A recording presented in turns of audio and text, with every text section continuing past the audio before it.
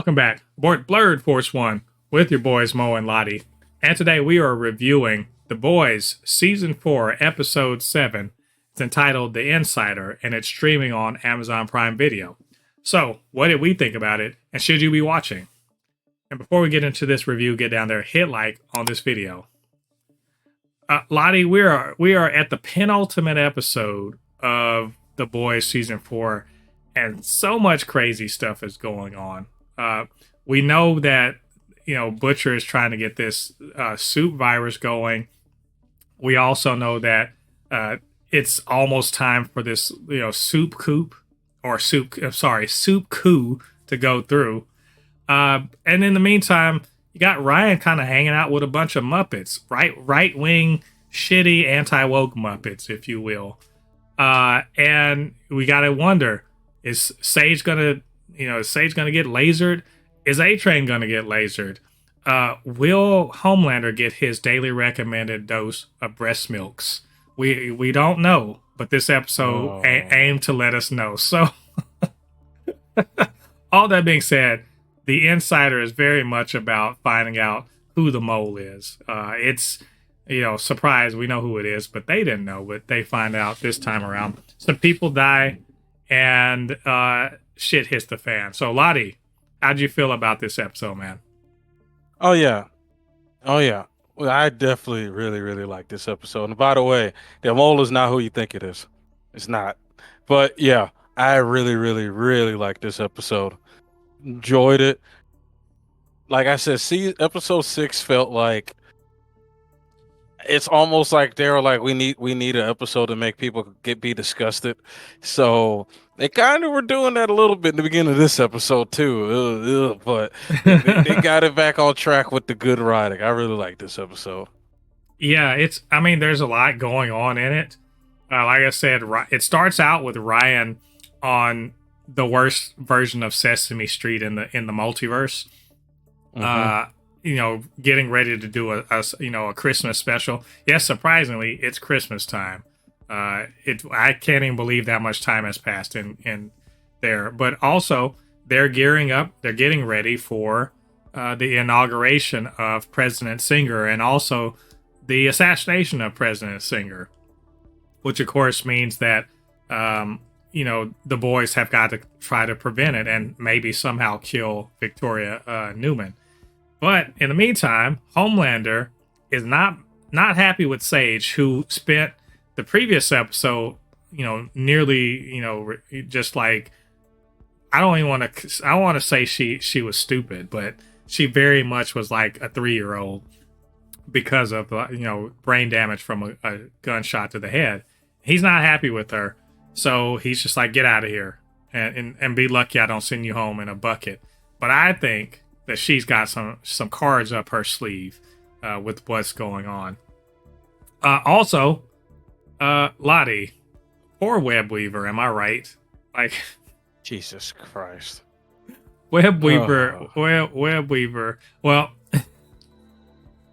yeah, we get to see that Homelander is not playing, and I think the show's not playing either. We actually get to see him rip somebody in half on screen. That poor junkie what did he ever do? And like, really, for real. I did say that Sage got dismissed, but before that, she was demoted of sorts to just making sure that the assassin was on point. So that leads Butcher and Annie and Huey to go track this person down. And we find out that they're a shapeshifter, but like every fucking power seems to have some version of it that's the worst. Ladi, what about this? This shapeshifter's power sucks. Am I wrong? Yes. Yeah. And it's also going to make me talk about one of these things that I've been noticing, not just in this season, but also in season 3 with a certain character. What's that? Yeah. I said, what's that? I don't know how to feel about the writing that Starlight has been getting the last few seasons, man. She just feels like at this point she's the character that's holding everybody back. Like I don't get why they decided to do that with Starlight, but She said she had an interesting, like, she was talking about why she decided to have an abortion because she was like, the world's about to end. I don't feel like I should be bringing a baby into it. And I was like, Well, it's not even the abortion part. It's just the simple fact that it's like she's like written not as strong as she was in the first 2 seasons. oh, I get what you're saying. Okay. And then they make her even weaker. And I'm just like, she's almost like ever since she joined the boys, she's become the liability. Like, you think Huey is the liability. No, it's her. Because all their plans, because you think about it, all their plans to weaken the boys revolved around who? Her. Yeah. Taking advantage And it's of like, her. I kind of don't understand why they decided to do that. I don't know. Yeah. You know what I mean? It was, I mean, the whole shapeshifter, and it is interesting that she ends up being, and like when you notice that the shapeshifter was there, like, and they were chasing that person, then they disappeared. Was I the only person that was just like, oh, she's, whoever the shapeshifter is, they're definitely replacing somebody on the team. And was I the only person thinking that? Because I knew it was gonna happen. And they were like, Huey's like, all right, I'm going to go to the ER by myself. And I was like, I'm like, no, why would y'all split up when there's literally someone who can look like you? Okay, cool.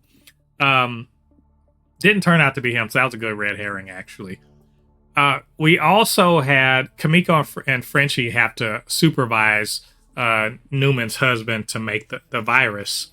And that goes well and also terribly, in the sense that, they get the virus that's good enough to kill Victoria Newman. What's not good is that he gets away and infects Kimiko, but not before they do the whole, the field amputation thing that we've seen so many times in zombie movies. But it's nice to see Kimiko and Frenchie back together again, even though I have to say it was kind of a weak ass storyline. Am I wrong? The worst part of this season. Yeah, their little falling out was lame as shit. And they're not going to follow up on that whole Shining Star trafficking shit. They're not going to. So, I'm like, why even do it? That said, Ladi, did you notice the assassination date or the inauguration date is January 6th? Is that a unintentional? I wonder. So, yeah. Oops, that's accidental. So Butcher's kind of having a crisis of conscience, you may say. He's trying to figure out why is he actually doing what he's doing, and will he follow through on actually killing, many people, or how many people he's going to kill, and why is he doing all of this stuff? And I think that's actually a pretty good question. Like Ladi, is he really doing this for Becca? Who is he doing this for? What do you think? Him? I think Butcher is finally doing this for himself. I think he's finally actually wanting to do it for himself. Yes, he's still a dick. I'm not saying, but I feel like finally, for the first time in his life, he's not sitting behind any type of, excuses or anything. He's finally saying, yes, I want to save these people. You know what I mean? Yeah. I don't want to be such a dick. He's like, I don't want all this blood on my hands. Which I'm like, man, to get Billy Butcher to admit that is something. Also, we see finally, after all these seasons, we finally see A-Train cease to be a complete piece of shit. Now he's just like, he's a piece of shit, that's trying to turn his life around. He caught the superhero bug, man. He felt good that kid thought he was a hero for 1 second. Now he's doing the right thing, which leads to a really dope ass fight in the office of the boys. A-Train has to come to the rescue when Starlight with her fizzly powers and Butcher with no powers have to face the new Noir and Deep, and they are getting their ass whooped, right? Straight ass whooped.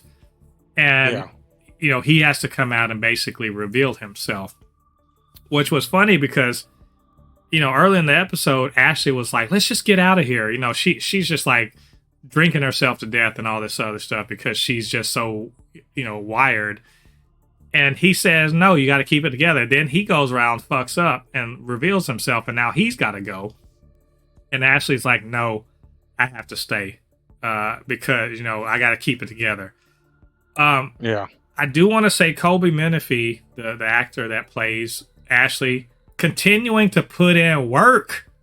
I'm just saying, she is putting in work. I enjoyed the shit out of her character this season. She has gotten so famous on social media now. Like, a lot of people have been finding her like in the wild, and she seems like one of those like actors that are actually like a genuinely good person. Yeah, that's so cool. She's just like she's putting in such great performances as Ashley, and even they've given her good writing. I love that they've given her a little bit of an arc, because she says to A-Train, hey, I had to fire my assistant. I love my assistant. That's the best assistant I ever had. I fired him because I wanted him to be away from here when everything goes to shit, and I don't want him to die. And I was like, all right, Ashley, okay, you actually are terrible, but also you're not completely terrible. It's like she and A-Train are on the same road where, oh, actually, no, you do have a heart. You do care about something. You care about a person enough to put yourself on the line or to get them out of harm's way. And I really appreciate that the two of them were kind of doing they were doing this in tandem. It's good thematic writing in my opinion. How do you feel about the whole the domestic violence with Deep and his octopus girlfriend? Oh my god, the cartoon. I can't. I love that Tilda Swinton did the voice, because she's a great dramatic actor and everything like that. To have her voice be that octopus and that those silly ass lines she had to read, I loved it to death. I loved it so much. Who decided to make this happen? Give that person a raise. That's great. But also, it's sort of, that whole thing sort of moves Deep further. When we start this show, Deep and A-Train were both kind of at a crossroads, right? And throughout the seasons, they both made decisions. Deep seemed like, oh, maybe he was going to turn around and actually turn out to be something, right? And A-Train kept making shit decisions, and I was like, fuck that guy. But here we are, season 4, and A-Train is heroic, and Deep is doubling down on his bullshit, right? So he's awful terrible, to the point that he even goes, when they're going to fight Starlight and Butcher, he starts telling her that, oh, it's, he's repeating this right-wing manosphere bullshit. He's like, well, it's fashionable to discriminate against white men, and I didn't assault you or anything. And I'm like, motherfucker, we literally saw it. Like, no, you did it. You're sitting up here trying to fucking make it out like you're the victim. You're not a fucking victim, dude. I mean, yep. Shout out to Chase Crawford. He is, again, he's turning in a wonderful performance as Deep. It is crazy. They're giving so much good material to all these people, and they are running with it, and I love it. We also had Mother's Milk, trying to make a decision about, he's sending his daughter and his ex-wife out of the country because he knows shit's about to go down. Trying to decide whether or not he also should join them. And that actually brings up a really nice scene between him and A-Train, where A-Train, of all people, have to tell him about duty and sacrifice and being a hero.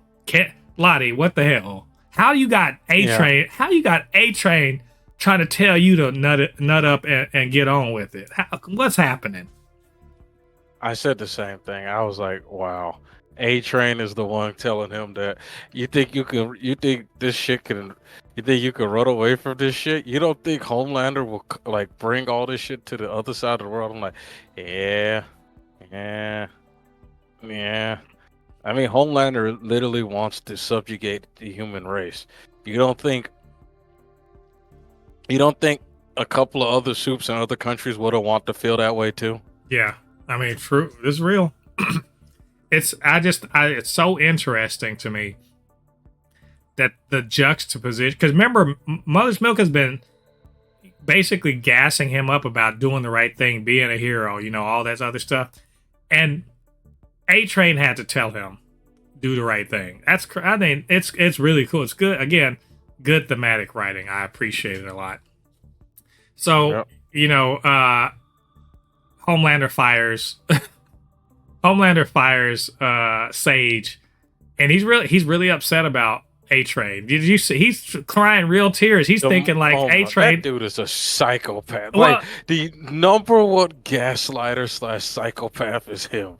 This man has been treating A-Train like shit, and he's surprised that A-Train hates him. Like, get the fuck out of here, you psycho! And remember, he had the nerve to say to Sage, "You got it's like you have the intelligence, but I have wisdom." No, you motherfucking don't, man. In no world do you have any fucking wisdom, and it's proven out by this. How would you not know? Even if you didn't know A-Train was the mole, now that you do know, how could you not see that? You've been treating him like shit. Okay, it's dude. So I mean, like, come on. No wonder you can't fucking launch a coup without someone holding your goddamn hand through it. Speaking of, he's fire Sage, and she's like, good luck without me. And on her way out, she leaves a little book with Maeve on the cover. I wonder what that's all about. Firecracker says Firecracker says about A-Train he was born uppity. I love that, but she just can't get Homelander on the teat. He's like, he turned. You know how upset Homelander has to be that he doesn't want milk straight from the titty? I mean, he's just, yeah. On the way out, we find out that Sage has been fucking Noir. The Sage. Girl. Which one is Usher, though? Which one is R. Kelly? You know what? Deep's R. Kelly. Deep's R. Kelly. There you go. I can't believe this shit. Damn. But they find out both of them were fucking her, and he's like, you it's like, bro, they were doing the whole bro thing, which was fun, but we find out that she only lobotomizes herself to fuck Deep. I wonder why. Yeah. Exactly. This all ends. There's two things the way this episode ends. One is Ryan's on the live broadcast of the little Avenue, what was it called? Avenue V, the far right wing Fox News version of Sesame Street, and they're singing all this stuff about report your parents and report your cousins if they sound like they're anti-Supe, and also like DEI sucks and all this wokeness. They're all saying all the bullshit that they're saying at the Republican National Convention right now.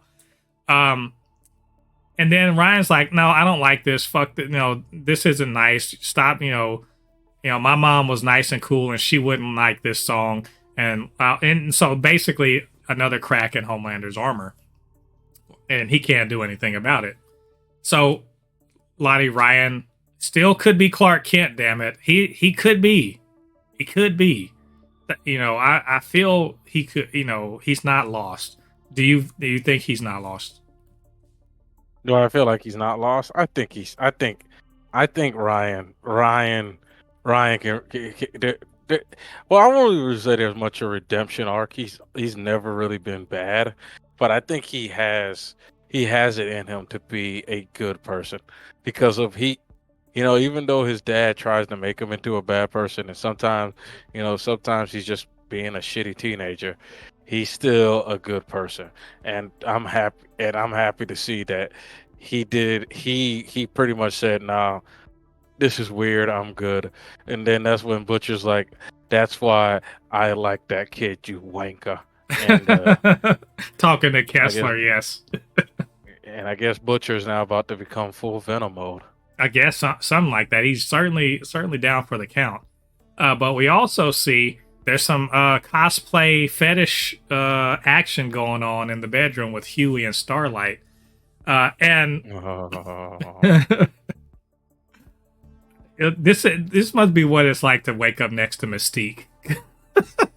Because we find out that this is in fact the shapeshifter that is pretending to be he's pretending to be Annie, who she's kidnapped and who is now being held in a place where she can't get out. What are they gonna do without Annie? It's look, the table's set. They have been telling us we're about to eat a fine 5-course meal, with the finest wines and everything. They have set the entire fucking table, and god dang it, I'm ready to eat. Ladi, next episode, I'm ready. This episode I thought was great, and it has done exactly what it's supposed to do, which is get me hyped for the season finale. Exactly. I'm just gonna make some bold predictions here. I think what's her name helps the boys out of spite. Sage. I think Sage goes like, "Fuck Homelander. I'm gonna help the boys." You know what I mean? Out of spite. I think. I know who what's his name is not the actual mole. No, you think A-Train's not the real mole? No, A-Train is not the mole. Because we found out that actually Sage was using him for misinformation. Yeah, the real mole is Ashley. I mean, it would make sense, but also, why? I mean, we know she'll definitely die then. So we're going to see. But we know she is the mole. You don't remember? You don't remember when she first got sort of demoted for Sage? You don't remember she took her laptop and started typing on it? And remember, what's his name knows that. What's the dude's name? A-Train. A-Train pointed it out. And that's when A-Train information actually started getting good, because he was talking with Ashley. Ashley is the real mole. And that's who she was been looking for this entire time. Because she went through a third party. Oh, that would make sense. Yeah. Well, I mean, we'll see if she keeps her head on at the end of this next episode. Maybe. Oh, I think Firecracker's the one that's gonna die, though. I think, I think I've said that, that Homelander loses all of his main support that keeps him on the level. I think Victoria Newman dies in this next episode to blow up his whole plan. Yeah, she chose her path. Well, yeah, I think she dies because they're going to blow up the whole plan. But I also think that Sage is running she's running a shadow campaign here too. That this whole getting fired and everything, I think she's been planning this. So I don't think she's on the boy side. I think that she is definitely still running a long game. That's where I'm seeing it. I don't know if anybody in the boys dies, but I think Butcher definitely massacres somebody with his spawn power. Well, that bar is definitely getting massacred. I mean, he's gonna tear something up, but I really do think at the end of all of this, Homelander is stripped bare of any real support, and now he just takes his mask off and goes ham. So I think we'll see. We're gonna see how this all plays out. But I think they have really set the bar really high, and boy, they really have a lot to do to really stick it. So either way, I think this is all of our thoughts on this episode. What did you guys think about it? What did you think about what we had to say? Get down to the comment section, leave your thoughts there. Of course, you can always hit us up, supernotfunnyshow@gmail.com, blerd_force1 on Instagram and on Threads, at super_not_funny show on TikTok. And while you're doing that, do us a favor, get down there, hit like on this video, subscribe to the channel, hit that notification bell. All that good stuff helps to grow this channel, helps more people to see videos just like this. All right, thanks for joining us. Come back next time. We are going to review the season finale of The Boys Season 4. Until then, I've been Mo, your comment extraordinaire on all things pop culture, joined by the anime expert, video game designer, and lover of all things superhero, my good friend Ladi. And we'll see you guys on the other side of the thread. Peace. Peace.